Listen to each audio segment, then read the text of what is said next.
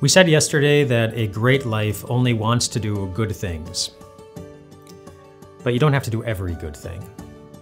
Have you ever been in the checkout line of a store and the cashier asks if you want to donate $1 to help feed starving children in Africa or to give money to some other cause like that?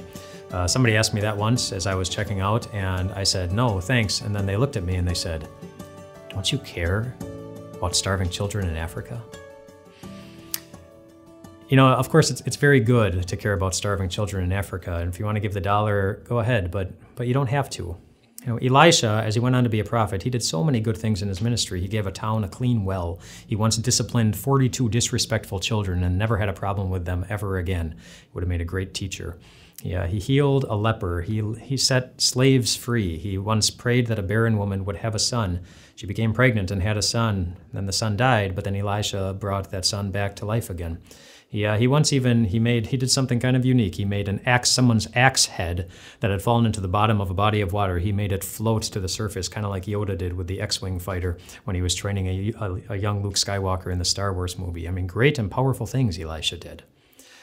But you don't have to do any of those same things in order to be a great Christian. Elisha was a farmer before he was a prophet, and it wasn't a sin to be a farmer. It was a good thing. But it was a good thing that he could no longer do if he was going to carry out this new calling. Being a Christian means that you can do many good things. You just must be sure to do the very particular things that the Lord is calling you to do at this particular moment. And if you're wondering what those things are, you don't need to go searching for Google or pray for a sign or wait for a cloak to drop over your shoulders to know what that is. You typically just need to open your eyes when you wake up in the morning. In the book of Ecclesiastes, it says this. It says, whatever your hand finds to do, do it with all your might. And so, for example, if you wake up in the morning and there is a spouse laying down next to you, God's calling is for you to love them. If there are children in the house, God's calling is for you to teach them everything that God has commanded. If you are a child and you have a parent, God's calling is for you to respect that parent. If you have a friend, God's calling is for you to encourage them. If you're a student, God's calling is for you to do your homework as well as you possibly can. If you have a job, God's calling is for you to go to your job and faithfully do it every day and work at it as if you were working for God. For Elisha, being a prophet wasn't better than being a farmer. It was just different. But it was clearly what the Lord wanted him to do at that moment. For him.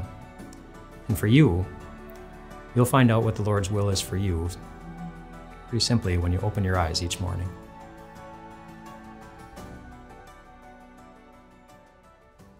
Hey, it's Pastor Mike. Thanks so much for listening. If you enjoy this message and have friends that you think will enjoy it too, would you take just a moment and share it with them? Sharing not only helps this podcast gets discovered, it also helps tons of other people learn about the unconditional love and the general awesomeness of Jesus. Thanks for taking the time. Thanks for sharing this message, and have an amazing day.